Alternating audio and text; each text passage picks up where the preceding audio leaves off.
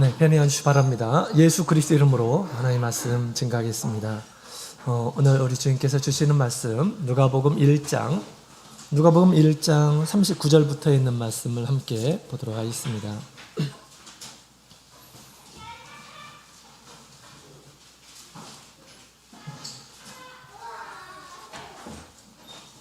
누가복음 1장 39절부터 우리 56절까지 있는 말씀. 자, 우리 39절부터 우리 45절까지 있는 말씀을 먼저 우리 같이 한 구절씩 교독하도록 하겠습니다. 39절. 이때 마리아가 일어나 빨리 산중에 가서 유대 한 동네에 이르러 사가랴의 집에 들어가 엘리사벳에게 엘리사벳이 마리아의 무난함을 들으매 아이가 복중에서 뛰노는지라 엘리사벳이 성령의 충만함을 입어 여자 중에 내가 복이 있으며 내 그 중에 아이도 복이 있도다.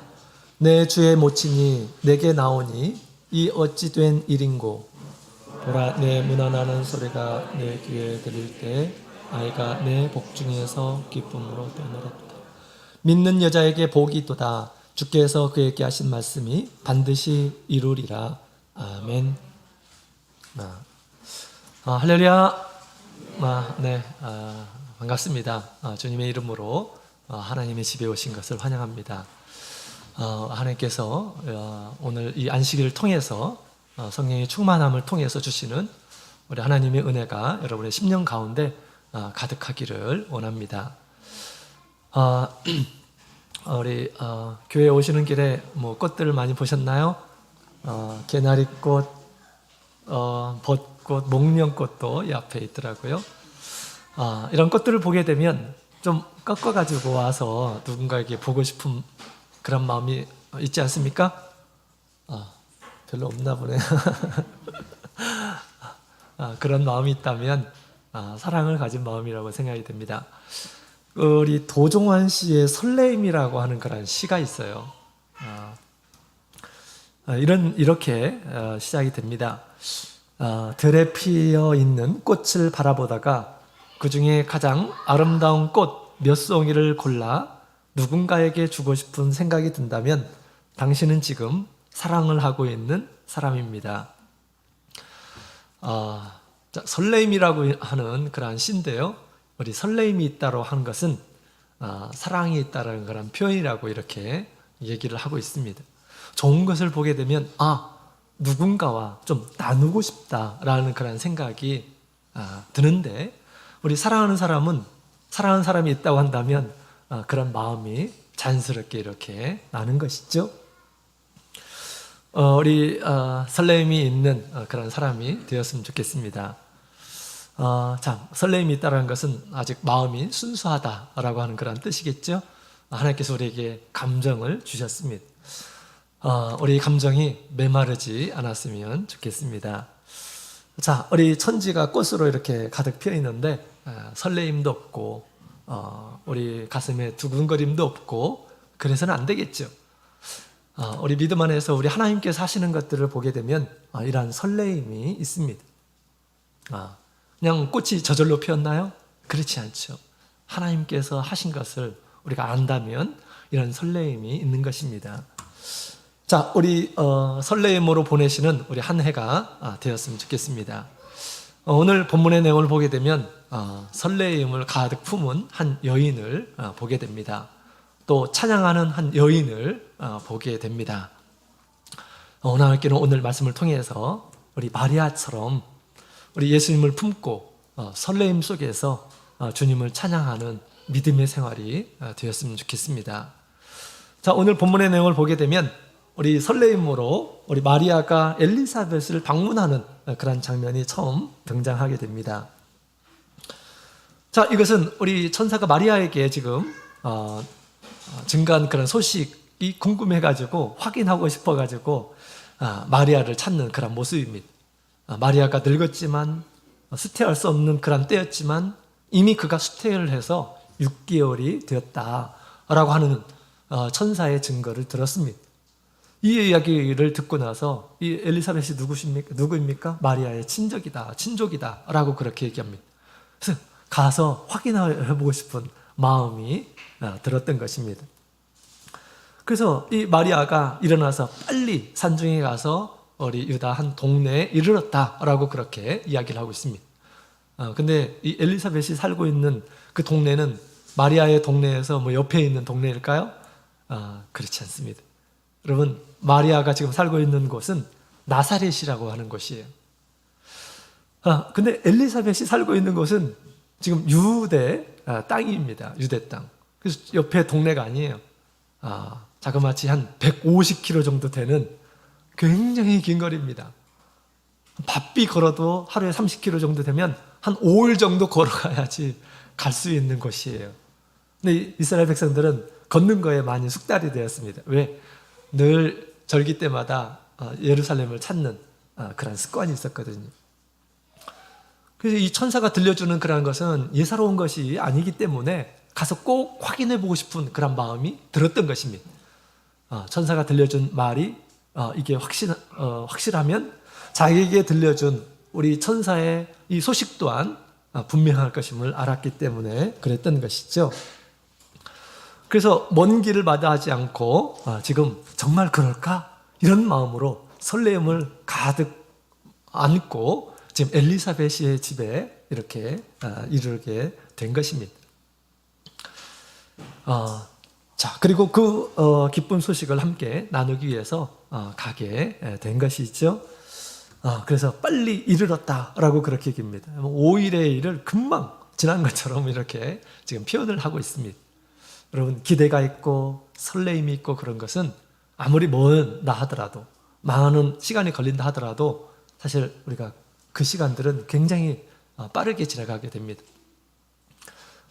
여기서 미국에 갈 수 있는 제일 좋은 방법, 빨리 갈 수 있는 방법이 무엇일까요? 비행기로 가는 것보다 더 빠른 방법이 있답니다. 사랑하는 사람과 같이 가게 되면 언제 간지 모르게 빨리 간다라는 것입니다. 시간이라는 것은 그렇습니다. 자, 이 마리아는 그 먼 길을 설렘과 기대 가운데에서 가게 된 것입니다. 자, 우리도 이 세상에 살아가는 동안 이런 설레임이 있었으면 좋겠습니다. 믿음 안에서의 어떤 설레임. 마리아가 하나님께서 주신 그런 소식을 믿음으로 가지고 그것을 확인하고 싶어가지고 설레임 가운데서 가는 것처럼 늘 이런 설레임, 하나님께서 하신 것을 믿음으로 받아들인 이런 사람들에게는 이런 설렘이 분명히 있으리라 그렇게 생각이 됩니다. 여러분, 오늘 설렘으로 교회 오셨나요? 네, 우리 마리아가 대답해 주셨습니다. 우리 마리아 집사님께서 대표로 말씀해 주셨습니다. 그렇습니다. 우리 안식일은 하나님께서 우리에게 복 주신 날이죠. 나에게 주실 복은 무엇일까? 기대하고 설레임 가운데 오시는 분들이 믿음 있는 그런 분이십니다. 한 꼬마가 표정을 보더라도 한 교회에서 그런 일이 있었어요. 아동부 친구인데요. 저를 설레임으로 보고 있는 것입니다. 그래서 이 아이가 왜 이렇게 나를 보면서 이렇게 설레 있을까? 이거 설교를 하다가 계속 그런 마음이 들었습니다. 그래가지고 끝나고 나서 이제 인사를 하고 또 그 아이한테 가서 물어봤어요. 그랬더니 목사님, 오늘 제가 선물한 넥타이를 차고 오셨군요. 그렇게 얘기를 하더라고요.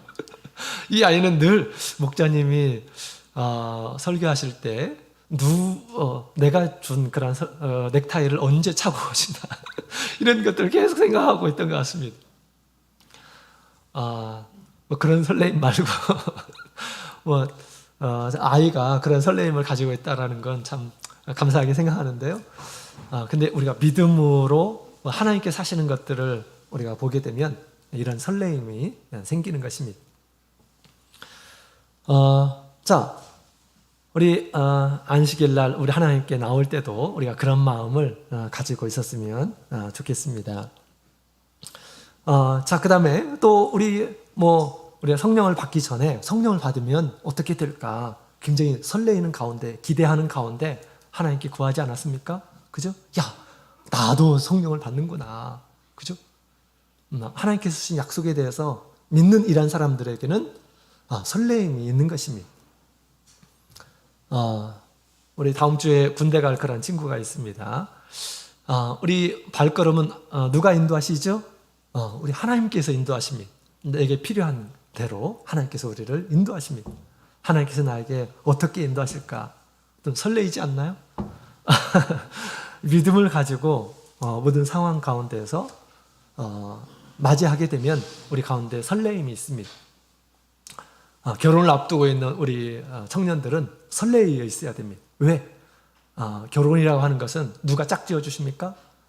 나에게 가장 맞는 이상적인 그런 배우자를 하나님께서 준비해 주신다는 사실입니다.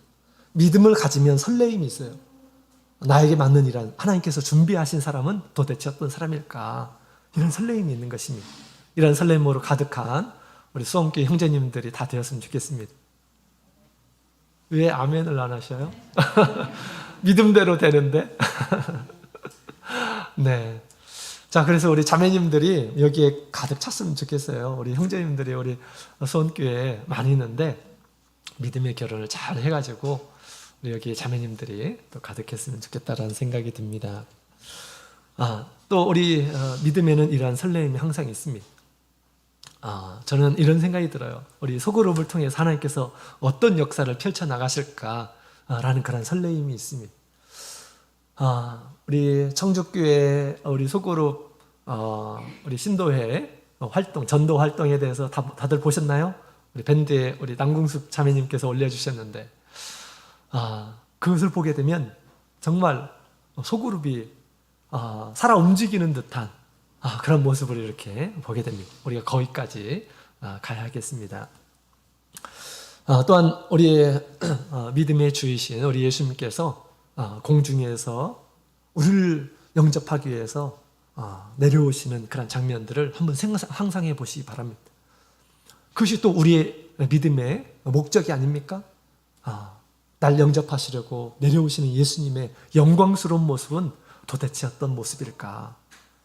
그때 우리 구원받는 성도들은 홀연히 변화된다라고 그렇게 얘기합니다. 우리 겉사람이 아니라 속사람이 드러날 때가 있다라고 그렇게 얘기합니다.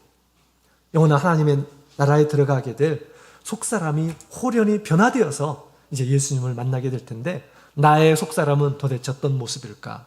기대되지 않습니까? 기대해야 됩니다. 이건 기대해야 돼요. 믿음으로 사는 이란 사람들은 이런 기대가 있는 것입니다. 마리아가 우리 하나님께서 주시는 그런 말씀을 믿고 나가게 됐을 때 그 마음 가운데 이 기대와 설레임이 가득했었다라는 것입니다. 우리 믿음의 사람들은 늘 설레임이 있어야 됩니다. 기대가 있어야 됩니다. 그건 믿음이 있다라고 하는 그런 증거예요. 어떤 힘들고 어려운 상황 가운데서도 주님께서 나에게 어떻게 역사하실까? 이런 마음을 우리 꼭 소유하시는 우리 모든 성도님들이 다 되었으면 좋겠습니다. 자, 이제 이 두 사람이 이제 만나게 되자 우리 세례 요한이 복중에서 크게 기뻐하며 뛰어놀았다라고 그렇게 이야기를 하고 있습니다. 지금 엘리사벳이 세례 요한을 이렇게 뵈고 있었죠. 6달이 되었는데 이 세례 요한이 어떤 사람입니까? 주의 길을 예비할 이러한 사람이에요. 그가 처음으로 예수님을 복중에서 만나게 된 것입니다. 이때 말로는 표현하지 못했지만 그의 움직임을 통해서 뛰어놀았다라고 그렇게 이야기를 하고 있습니다. 6달 정도 되면 그렇게 느끼나요? 아이가 이 뱃속에서 그렇게 움직이는 것, 평상시보다 좀 다른 그런 모습을 하고 있다는 것이 느껴졌던 것 같습니다. 그것을 우리 성령의 감동을 통해서 이 아이가 어떤 반응을 하고 있는지를 이렇게 정확하게 지금 표현을 하고 있습니다. 뛰어놀았다라고 그렇게 이야기를 하고 있습니다. 자, 우리 아이에게 역사한 우리 성령의 감동은 우리 엘리사벳에서도 이렇게 역사하게 됩니다. 그래서 우리 하나님의 계시를 얻고 이제 대변을 하게 되는데, 자, 우리 42절에 있는 말씀을 보게 되면 이제 그런 말씀이 있죠. 같이 한번 이 42절, 43절 42절에 있는 말씀을 42절, 43절, 44, 42절부터 45절 같이 읽겠습니다. 시작. 큰 소리로 불러 가로되 여자 중에 내가 복이 있으며 내 태중의 아이도 복이 있도다. 내 주의 모친이 내게 나오니 이 어찌 된 일인고. 보라, 내 문안하는 소리가 내 귀에 들릴 때 아이가 내 복중에서 기쁨으로 뛰놀았도다. 믿는 여자에게 복이 있도다. 주께서 그에게 하신 말씀이 반드시 이루리라. 아멘. 자, 엘리사벳이 우리 성령의 충만함을 힘입어서 지금 이 믿음의 언어로 지금 표현을 하고 있는 것이죠. 여자 중에 내가 복되도다 라고 그렇게 이야기를 하고 있습니다. 왜 그럴까요? 하나님 앞에 특별히 택함을 받았어요. 택함을 받고 또 우리 주의 모친이 되어서 아주 영광스러운 그런 이름을 갖게 되었습니다. 주님을 잉태하게 된 그런 여인이 되었다라는 것입니다. 얼마나 영광스럽습니까? 그죠? 그 다음에 내 태중의 아이가 복이 있도다 라고 그렇게 이야기하고 있습니다. 왜? 믿음의 사람에게 또 순종의 사람에게 지금 그 안에 있게 되었던 것이죠. 이 아이가 불신의 아이, 불신의 사람, 불순종하는 이런 사람 가운데 있게 되면 얼마나 힘들겠어요. 그죠? 그러나 마리아는 믿음의 사람이었어요. 자기의 모든 것들을 드릴 만한 이런 사람이었습니다. 죽음과도 바꿀 수 있는 하나님의 뜻이라고 한다면 그런 마음을 가졌던 이런 사람이 바로 마리아였던 것입니다. 그렇기 때문에 이 아이가 복되다라고 그렇게 지금 얘기하고 있습니다. 여러분 안에 계신 우리 예수님께서는 복되십니까? 여러분의 안에 계시는 우리 예수님께서는 여러분으로 인해서 복되십니까? 믿음이 있는 이런 사람들은 복됩니다. 순종의 사람들에게서는 복됩니다. 그러나 믿지 않는 이런 사람들, 우리 예수님께서 안에 계시는데 늘 믿지 않고 또 예수님의 뜻에 순종하지 않게 되면 예수님이 복되다라고 그렇게 말할 수 없겠죠. 그죠? 자, 그 다음에 또 우리 주님의 말씀이 믿는 자에게 반드시 이루리라 라고 그렇게 이야기를 하고 있습니다. 아주 당당한 선언의 표현을 하고 있습니다. 이건 단순히 자기의 어떤 생각이 아니고 성령의 충만함으로, 성령의 감동으로 하나님의 뜻을 지금 계시하고 있는 것이죠. 믿는 자에게 반드시 주의 말씀이 이루어지리라 라는 것입니다. 처녀가 잉태하리라 라고 그렇게 말씀하셨는데 이건 불가능한 거잖아요. 그죠? 그러나 믿는 자에게는 반드시 이루리라 라고 그렇게 말씀하셨어요. 그래서 아이를 낳으리라 라고 하는 그런 이야기입니다. 자, 그래서 우리 엘리사벳이 방문하게 될 때 우리 마리아는 천사의 말처럼 이루어지겠다라고 그렇게 이제 확신을 하게 됩니다. 말씀이 있고 또 물증이 있고 그렇기 때문에 더욱 확신을 하게 된 것이겠죠. 우리 하나님의 말씀은 신실하시다라는 것을 알 수가 있습니다. 하나님의 말씀은 반드시 이루어지게 된다라는 것을 우리에게 얘기해 주고 있습니다. 마리아가 정말 그럴까? 이런 기대를 가지고 또 설레임을 가지고 엘리사벳에 왔을 때 그가 이미 배가 차오르고 그 다음에 아이를 잉태하고 있었던 것을 보게 된 것입니다. 그렇죠? 그래서 그 기대가 현실이 되었던 것입니다. 믿는 자를 통해서 반드시 이루어진다라는 것을 우리에게 지금 보여주고 있는 것입니다. 자, 그래서 우리 지금 우리 예수님을 품게 된 이 마리아가 그것이 정말 확실한가라는 그런 것을 알기 위해서 지금 엘리사벳에 가가지고 그것을 확인하고 기뻐하였다라는 것입니다. 믿는 자를 통해서 분명히 천사가 들려준 그런 이야기가 실현이 된다. 아이를 수태하게 되고 또 잉태하게 될 잉태하고 또 출산하게 될 것이다라는 것을 알게 되었던 것입니다. 자, 이런 것처럼 우리 마리아가 이 예수님을 품게 되었던 것처럼 또 그런 사람들에게 기대와 설레임이 있고 또 나중에는 이제 이 마리아가 찬양을 하게 됩니다. 자, 그와 같이 믿는 이란 사람들에게 우리 주님께서는 설레임을 주십니다. 누구를 통해서? 예수 그리스도를 통해서 설레임을 준다라는 것입니다. 또 나중에 크게 찬양하는 그런 모습을 보게 됩니다. 자, 이런 기쁨이 또 이런 설레임이 항상 우리 안에 있기를 우리 주 예수님께서는 간절히 원하고 있어요. 어떤 사람들에게 이러한 설레임과 이러한 이 찬양이 있을까요? 우리 계시록 3장에 있는 말씀을 함께 보도록 하겠습니다. 계시록 3장.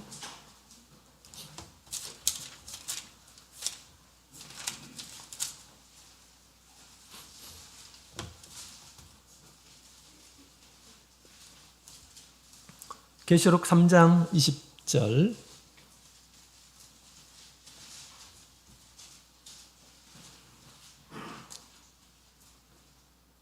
계시록 3장 20절 같이 읽겠습니다. 같이 읽겠습니다. 자, 20절 보기 전에 19절을 보도록 하겠습니다. 19절, 20절 같이 읽겠습니다. 시작. 무릇 내가 사랑하는 자를 책망하여 징계하노니 그러므로 내가 열심을 내라 회개하라.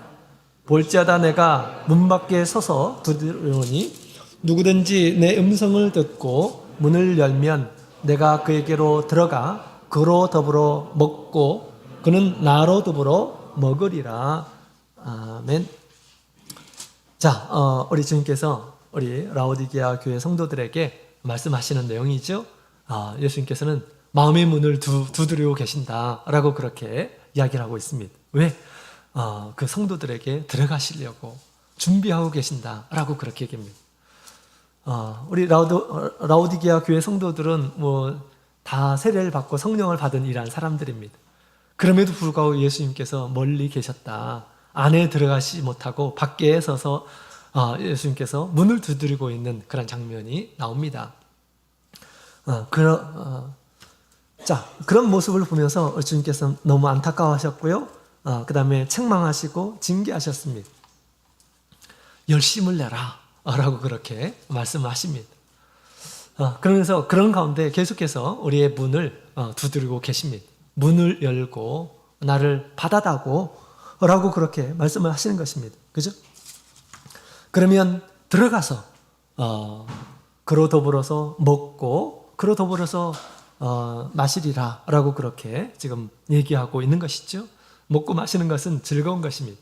주님께서 우리 가운데 들어오셔서 우리의 기쁨이 되어주시겠다. 함께 기쁨을 나누자 라고 그렇게 말씀을 하시는 것입니다. 예수님께서 우리 안에 들어오시게 되면 2000년 전에 예수님께서 행하셨던 모든 것들을 우리가 보고 확인하고 할 수가 있게 된다라는 것입니다. 믿음이 있으면 그것이 가능하다라는 것입니다.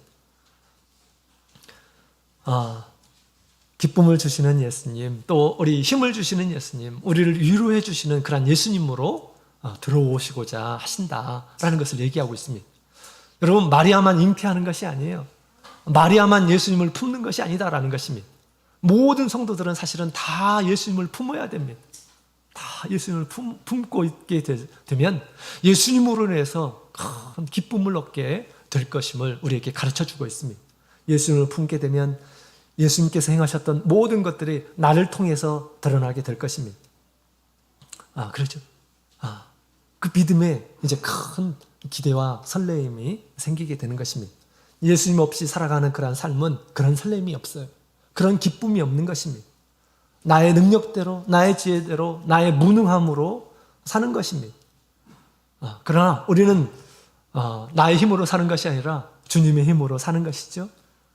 우리 주님을 모신 이란 사람들에게는 이런 설레임이 있음을 우리에게 가르쳐주고 있습니다. 자, 이 마리아가 이제 기대가 현실이 되자 큰 은혜와 감격 가운데서 이제 찬양이 터지게 됩니다. 마리아가 찬양을 하기 시작했어요. 어떤 찬양일까? 자, 우리 46절부터 56절까지 있는 말씀 우리 한 구절씩 또 같이 읽어보도록 하겠습니다. 46절. 마리아가 가로되 내 영혼이 주를 찬양하며 내 마음이 하나님 내 구주를 기뻐하였습니다. 그 계집종의 비천함을 돌아보셨습니다. 보라 이제 후로는 말세의 날을 복이 있다 일컬으리로다.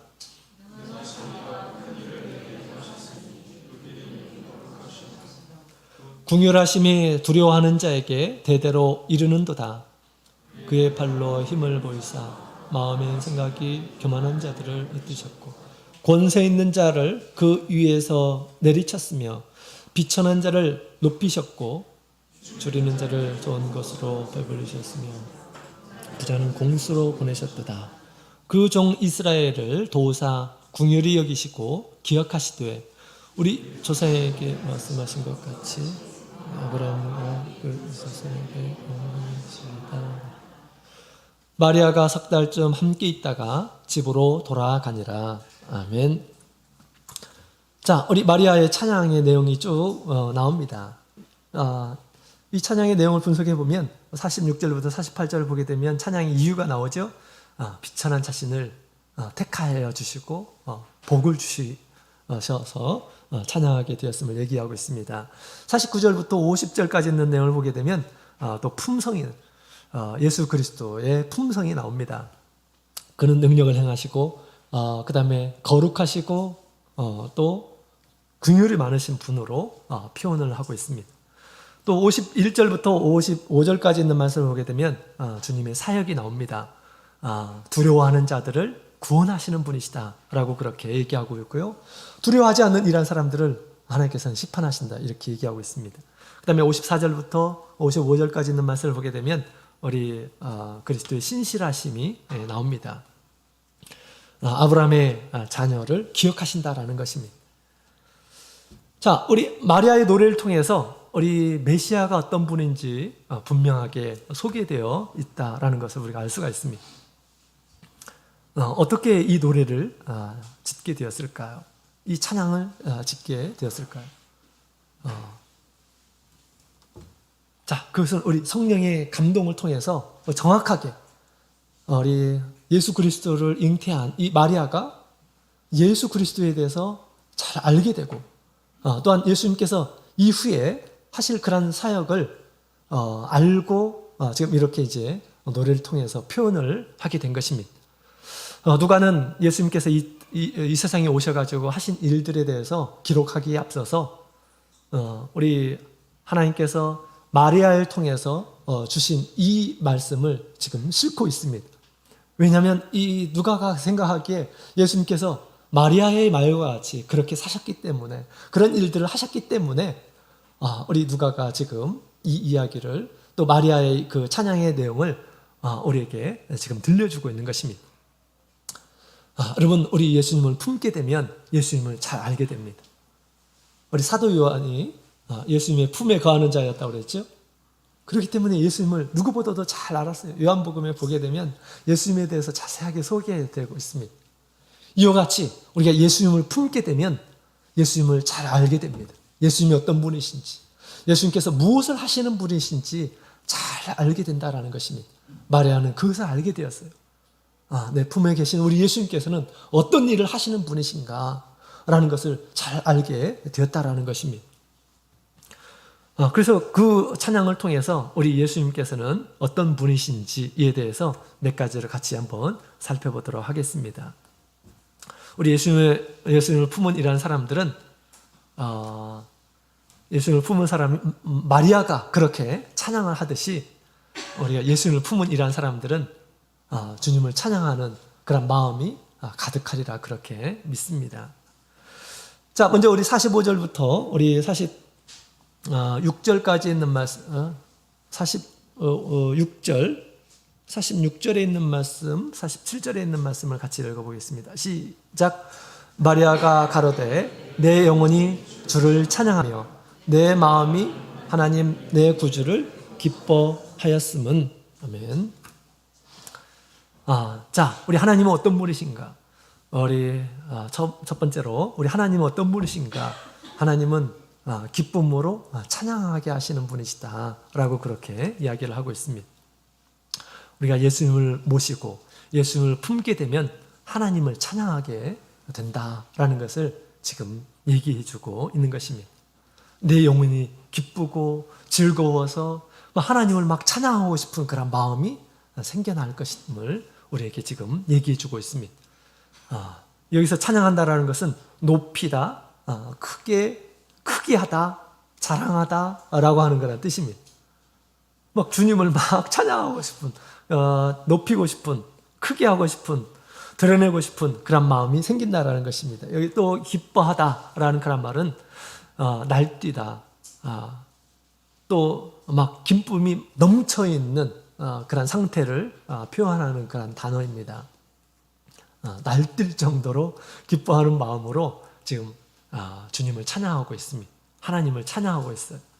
예수님을 품은 이러한 사람들은 이와 같이 크게 기뻐할 것임을 얘기하고 있습니다. 왜? 주님은 이 세상에 오신 것이 우리에게 기쁨을 주시려고 오셨기 때문에 그런 것입니다. 예수님께서 이 세상에 오셔서 처음에 행하신 표적, 기적이 있었죠. 요한복음 2장에 있는 말씀을 보게 되면 물이 포도주가 되게 하는 그런 기적입니다. 포도주는 무엇입니까? 사람에게 기쁨을 주는 것입니다. 근데 그 잔치에, 그 혼인잔치에 포도주가 모자랐지요? 이 포도주를 예수님께서 만들어 주십니다. 세상의 포도주는 한계가 있어요.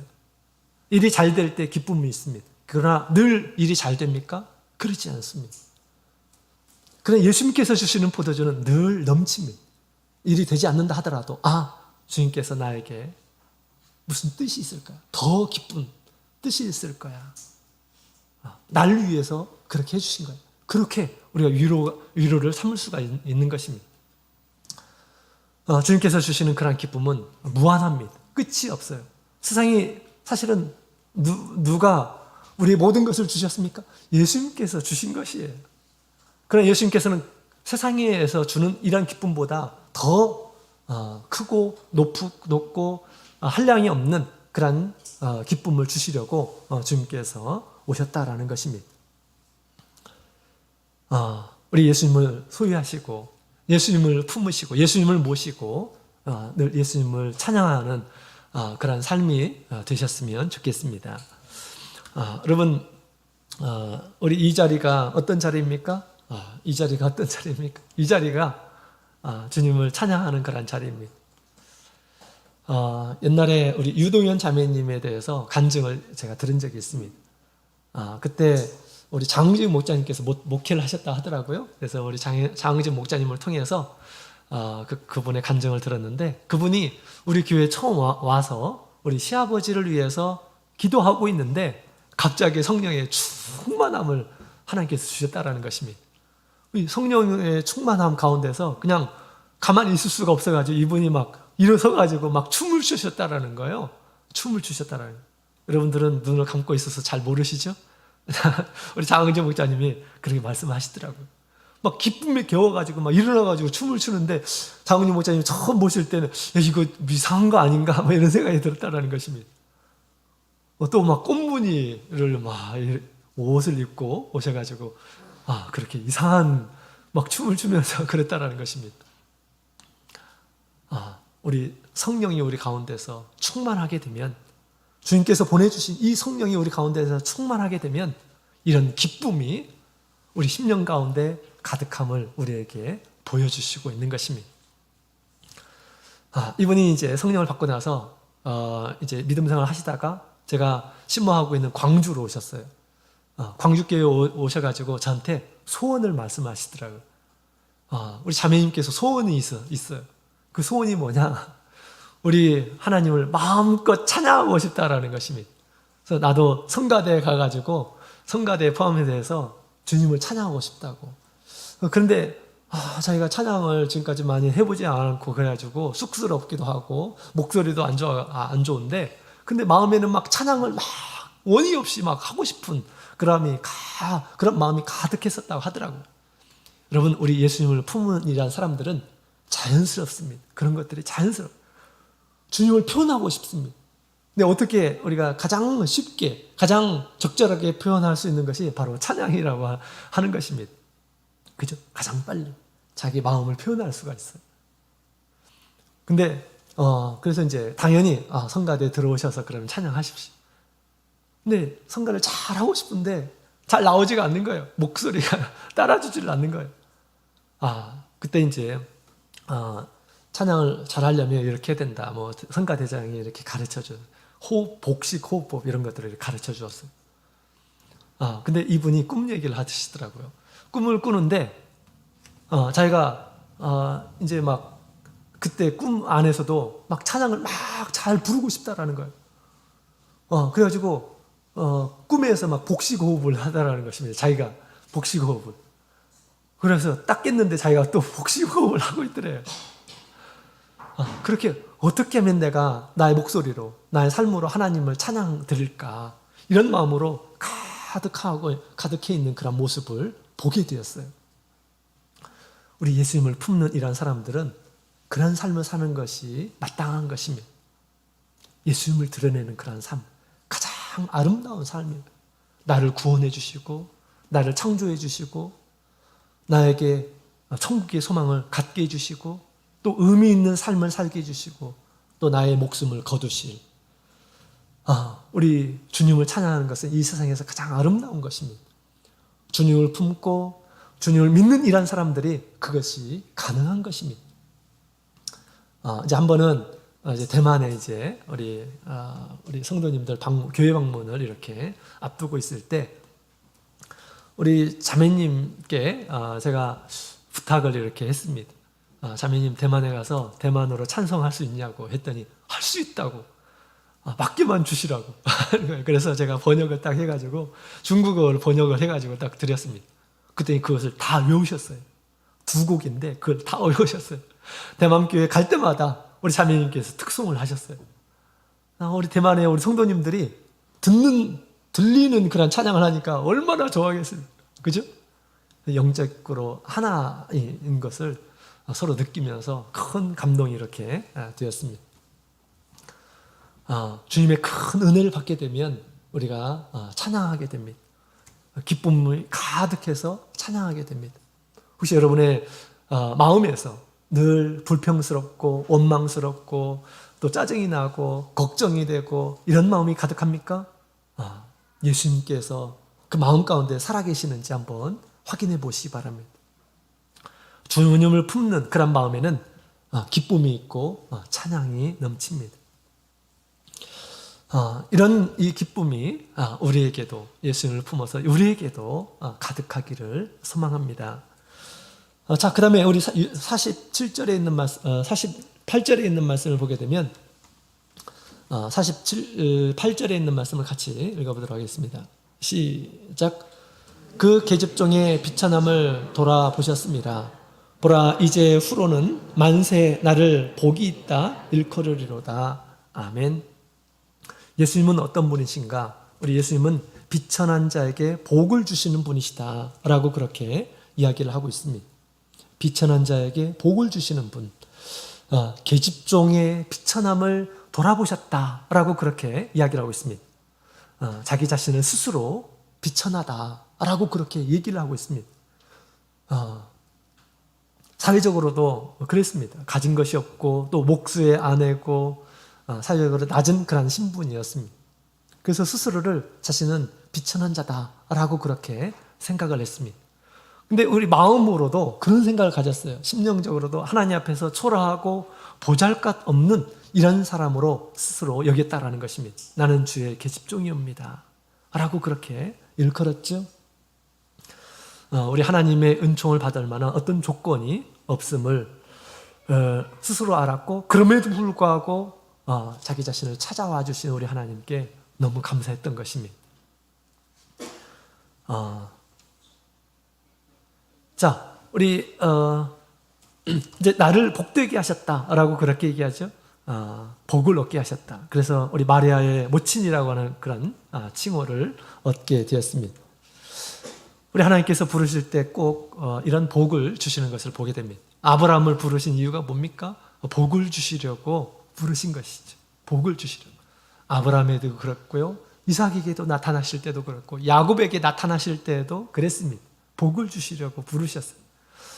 여러분, 우리를 찾으신 것도, 우리를 부르신 것도 그런 것입니다.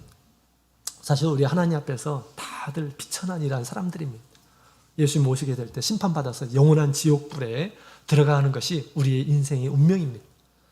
세상 사람들과 비교해서 뭔가 조금 가지고 있다고 해서 우쭐대고 그러지만 모든 사람들은 하나님 앞에서 아주 비천한 그런 존재인 것입니다.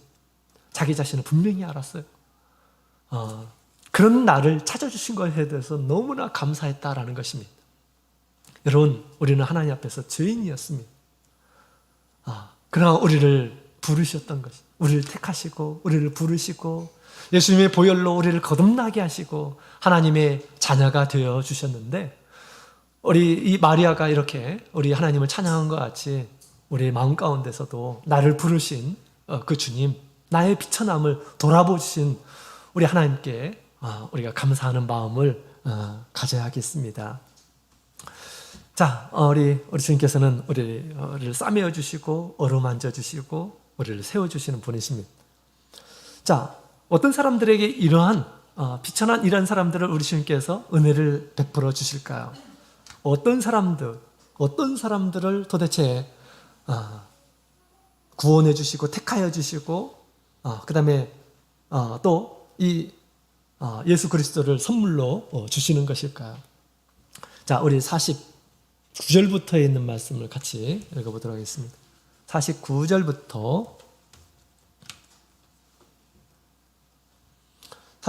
50절에 있는 말씀을 같이 읽어보도록 하겠습니다. 시작. 능하신 이가 큰 일을 내게 행하셨으니 그 이름이 거룩하시며 궁휼하심이 두려워하는 자에게 대대로 이르는도다. 아멘. 자, 우리 하나님께서는 누구를 불쌍히 여기시고 누구에게 큰 능력을 베풀어 주셨다라고 그렇게 지금 얘기하고 있습니까? 그 궁휼하심이 두려워하는 자에게 임하였다라고 그렇게 이야기를 하고 있습니다. 두려워할 줄 아는 자에게 주님의 궁휼하심, 주님의 큰 능이 그에게 나타났다, 큰 일이 나타났다라고 그렇게 이야기를 하고 있습니다. 이게 우리 하나님이 은혜를 받는 이런 사람들의 이 공통점입니다. 핵심 포인트예요. 궁휼이라고 하는 것은 두려워하는 자에게 임하는 것이다 라고 그렇게 지금 얘기하고 있죠.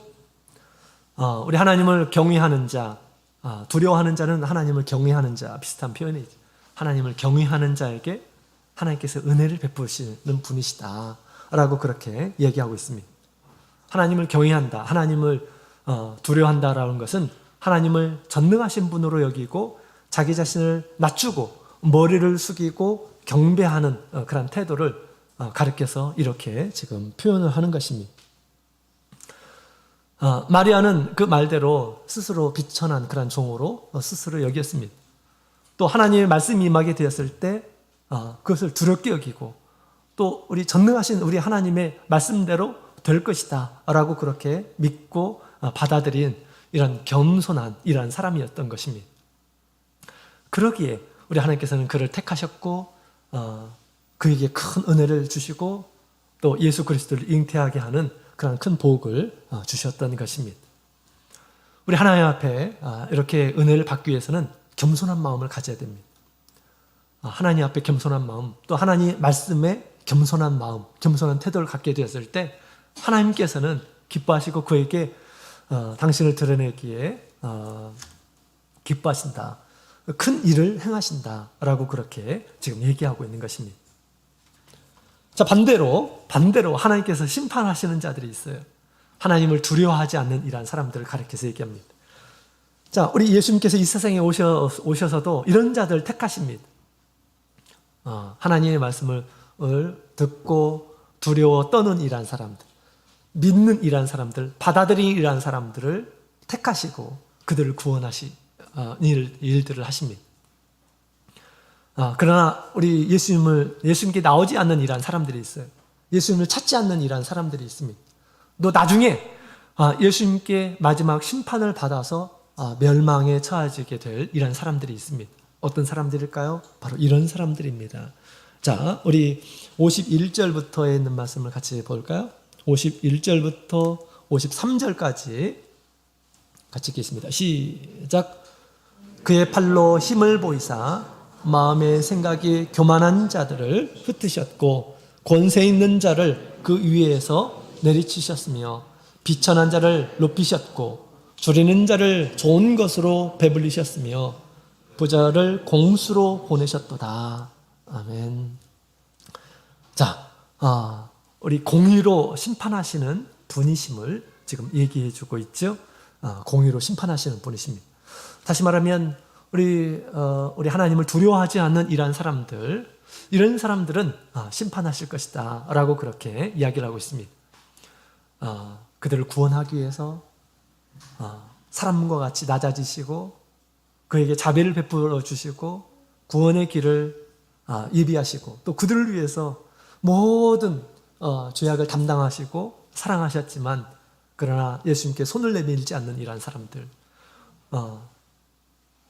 주님의 부르심에 그 부름을 거절하는 이러한 사람들, 이런 사람들은 우리 주님의 심판이, 공의의 심판이 있을 것이다 라고 그렇게 얘기합니다. 도대체 그런 사람들은 왜 두려워하지 않을까요? 첫 번째로는 교만하기 때문에 그렇습니다. 그죠? 자, 51절에 있는 말씀을 보게 되면 그 마음의 생각이 교만한 자들을 흩으셨다 라고 그렇게 얘기합니다. 교만한 자들은 주님께서 흩으신다 라고 얘기하고 있습니다. 교만한 자는 하나님 앞에서 바짝 고개를 드는 이러한 사람이에요. 하나님 앞에 큰 잘못, 무수한 그런 잘못이 있음에도 불구하고 마치 전혀 없는 것처럼 스스로 생각하는 이러한 사람들이 바로 교만한 이러한 사람들입니다. 하나님을 인정하지 않는 사람이죠. 하나님의 뜻에 굴복하지 않는 이러한 사람들 하나님께서 흩어버리신다 라고 그렇게 얘기합니다. 모든 일을 흩어버리신다, 헛되게 하신다 라고 그렇게 말씀하십니다. 자, 그 다음에 두 번째로는 우리 권세 있는 자를 그 자리를 내리치신다 라고 그렇게 얘기합니다. 우리 권세라고 하는 것은 세상의 어떤 지위, 자리 이런 건데 그것이 자체적으로 나쁜 것은 아니지만 권세를 가지고 함부로 허세를 부리는 그런 경우들이 많이 있는 것을 보게 됩니다. 권세를 가졌다고 해서 이제 하나님의 권세를 인정하지 않아요. 자기를 그렇게 인도해 주시고 세워주신 그분을 잊어버려요. 자신이 최고인 것처럼 그렇게 생각하는 거죠. 그럴 때 우리 주님께서는 그를 내리치신다라고 그렇게 얘기합니다. 다시 말하면 그 권세를 빼앗으시고 수치를 당케 하신다라고 그렇게 말씀을 하고 있는 것입니다. 하나님께서 우리 당시 예수님께서 활동하실 때 당시 우리 하나님께서 누구보다도 높은 자리를 이렇게 주셨어요. 우리 제사장들, 바리새인들 이런 사람들은 우리 얼마나 권세 있는 이런 사람들입니다. 그러나 우리 그런 권세들이 이제 부끄럽게 우리 예수님께서 하신 것이죠.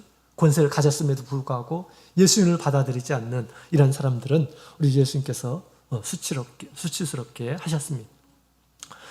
자, 그 다음에 우리 부자는 공수로 보내신다라고 그렇게 이야기를 하고 있죠. 부자, 줄이는 자는 좋은 것으로 배불리셨으며 부자를 공수로 보내셨다라고 그렇게 이야기를 하고 있습니다. 부자는 자기 중심적인 그런 생각을 가지고 있는 이러한 사람들입니다. 또 세상에 사는 동안 자신의 이익, 자신의 어떤 유익만을 추구하는 이러한 사람들입니다. 사리사욕에만 급급한 이러한 사람들에게는 우리 하나님의 은혜가 임하지 않는다라는 것을 얘기해 주고 있습니다. 한 부자 청년이 그랬죠. 세상에 있는 모든 것들을 갖고 또 영생도 누리고 싶어가지고 예수님께 왔죠. 그러나 예수님께서 들려주신 그런 말씀들을 받아들이지 않았습니다. 왜 그럴까요? 세상에 있는 것들을 사랑하는 마음이 더욱 강했기 때문에 그랬다라는 것입니다. 하나님께서 우리를 사랑하시고 또 죄인을 사랑하셔가지고 우리를 구원하기 위해서 예수 그리스도를 보내셨는데 그거 필요 없습니다. 나 이것으로 부족합니다 라고 생각하는 이런 사람들 우리 주님께서는 그들을 부끄럽게 하신다라는 것입니다. 마지막에는 공수로 보내실 것이다. 우리가 공술의 공수가 있죠. 공술의 공수.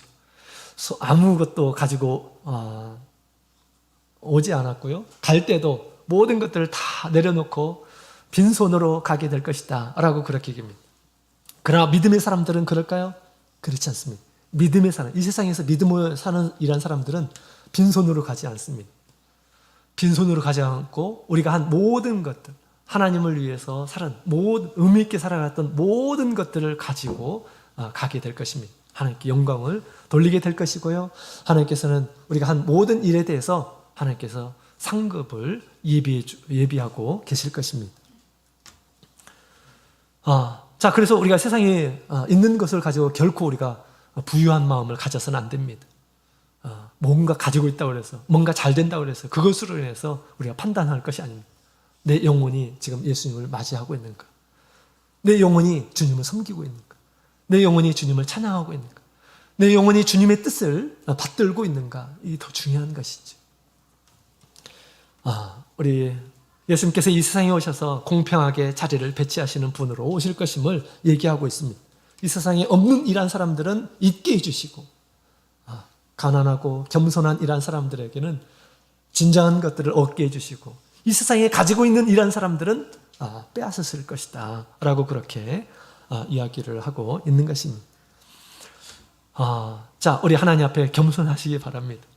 자기를 비천하게 여기시기 바랍니다. 예수님께서 내 삶에 예수님께서 계시면 나는 아무것도 아닙니다. 이런 마음을 갖는 일한 사람들 주님께서 기뻐하시고 그 10년 가운데서 예수님께서 드러나기를 원하시는 것입니다. 그렇다면 우리 삶 가운데 많은 기대와 설레임과 주님을 향한 찬양이 우리에게 가득 있게 될 것입니다. 자, 이런 주님의 찬양이 함께하기를 원합니다. 또 그렇게 주님을 찬양했으면 좋겠습니다.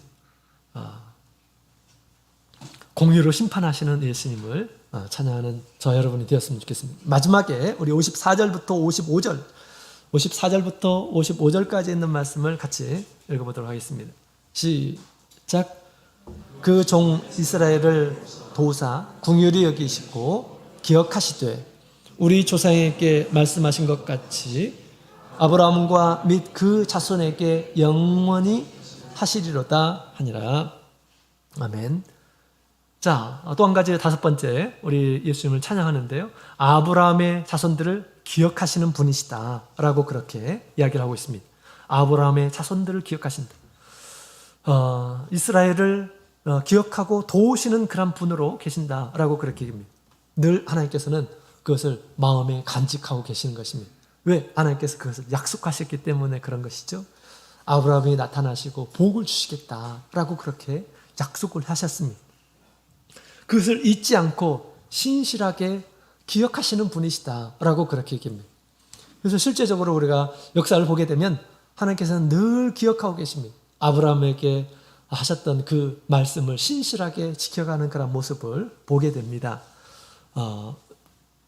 그래서 우리 하나님께서는 우리 아브라함이 어디 있든지 하나님께서 지켜주시고 다시 인도해 주시고, 또 이스라엘이 우리 라반의 집에 갔을 때도, 외삼촌 집 라반에 갔을 때도 우리 주님께서 그를 지켜주시고, 또 이스라엘 백성들이 애굽에서 43년 동안 있을 때도 주님께서 그를 지켜주시고 다시 돌아오게 하시는 모습을 보게 됩니다. 그래서 늘 하나님께서 아브라함의 자손을 기억하시고 도와주시는 그런 분이심을 우리에게 가르쳐주고 있습니다. 하물며 우리 육신의 아브라함의 자녀도 하나님께서 이렇게 역사를 통해서 우리에게 가르쳐주고 있죠. 하나님께서 늘 그들을 기억하시고 하나님께서 주신 말씀을 따라서 그들을 돌봐주시고 계신다라는 것을 말씀하신 것처럼, 하물며 우리 영적인 이스라엘 자손들을 얼마나 하나님께서 생각하시고 계시겠습니까? 기억하시고 계시겠습니까? 그죠? 영적인 이스라엘 백성들은 누구일까요? 예수님을 통해서 구원받은 성도들을 영적인 이스라엘 백성들이다 라고 그렇게 성경은 얘기하고 있습니다. 표면적 아브라함의 자손이 아니라 이면적 영적인 이 자손이 바로 아브라함의 자녀다. 갈라디아서 3장에 그렇게 나와 있죠. 예수 그리스도의 보혈로 세례를 받은 이러한 사람들이 영적인 하나님의 아브라함의 자손이다 라고 그렇게 이야기를 하고 있습니다. 육적인 자녀들도 우리 하나님께서는 그렇게 생각하고 계십니다. 늘 관심을 가지시고 기억하시고 당신의 말씀을 이루십니다. 그런 것처럼 예수 그리스도의 보혈을 통해서 거듭난 우리 성도들은 우리 하나님께서 끝까지 기억하실 것임을 얘기해주고 있는 것입니다. 영원히 기억하시고 도와주시는 그런 분으로 계신다라는 것입니다. 우리 베드로도 그랬죠. 베드로도 우리 예수님을 세 번씩이나 부인했지만 예수님께서 다시 다가가시고 다시 믿음을 세워주시는 그런 모습을 보게 됩니다. 또 우리 이제 베드로가 또 예수님을 버리고 호숫가로 가가지고 고기 잡을 때에도 예수님께서는 다가가시고 그를 다시 불러주시고 다시 세워주시는 그런 모습들을 보게 됩니다. 잊지 않고 우리 주님께서는 부르시고 계신다라는 것입니다. 그래서 우리가 어떤 상황에 있든지 간에 우리가 마리아와 같이 우리가 겸손한 마음으로 주님께 다가가고 주님의 긍휼하심을 구하는 이러한 영적인 이스라엘 백성들에게는 우리 주님께서 항상 주님의 그 뜻을 신실하게 기억하시고 우리를 도우실 것임을 얘기해 주고 있습니다. 우리가 어떤 처지에 있든지 또 우리 잃은 양들이 어떤 상황이 있든지 간에 우리가 주님의 긍휼하심을 구하고 예수님께 나올 수 있도록 우리 모든 성도님들이 좀 힘을 써 주셨으면 좋겠습니다. 은혜를 강구해야 됩니다. 그럴 때 반드시 회복시켜 주실 것이다 라고 그렇게 이야기하고 있습니다. 어떤 때는 내가 이런 믿음으로 내가 주님 앞에 바로 세워질 수 있을까? 예수님께서 심판하실 때 내가 심판을 면할 수 있을까? 내가 잘못한 것, 내가 믿음으로 살지 않는 것들이 얼마나 많은데 이런 생각이 들 수가 있어요. 그러나 여러분, 우리를 구원하실 때 그냥 말로만 구원하신 것이 아닙니다. 예수 그리스도의 생명을 가지고 우리를 구원하신 것이다 라는 것입니다. 우리가 겸손한 마음으로 주님 앞에 나가서 긍휼을 구하게 된다면 주께서는 반드시 우리에게 은혜를 베풀어 주시고 회복시켜 주실 것입니다. 계시록의 말씀을 보게 되면 우리 말세의 참교회 성도들은 하나님 앞에서 완성된 모습으로 단장된 신부의 모습으로 주님께 영광을 돌리실 것이다 라고 그렇게 우리에게 가르쳐주고 있습니다. 어떤 사람일까요? 예수 그리스도를 품은 이러한 사람입니다.